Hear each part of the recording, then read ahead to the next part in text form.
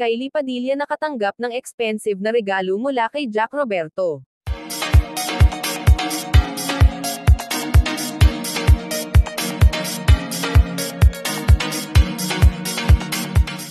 Ikinagulat at ikinatuwa ng publiko ang pasabog na regalo ni Jack Roberto para sa nobyang si Kylie Padilla. Ayon sa ulat, binigyan ng aktor si Kylie ng isang mamahaling alahas bilang simbolo ng kanyang pagmamahal. Hindi man ibinunyag ang eksaktong halaga, pero siguradong isa itong high-end na piraso.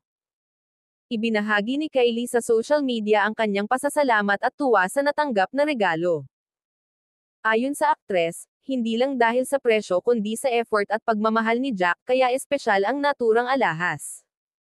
Maraming fans ang kinilig at humanga sa pagiging maalaga ni Jack bilang kasintahan. May ilan ding nagsabi na bagay ang regalo dahil tunay na parang reyna si Kylie sa buhay ni Jack. Pinuri rin ng netizens ang kanilang sweetness at pagiging totoo sa isa't isa. Dagdag pa ni Kylie, higit pa sa mga material na bagay ang nagpapasaya sa kanya, ang pagkakaroon ng partner na gaya ni Jack.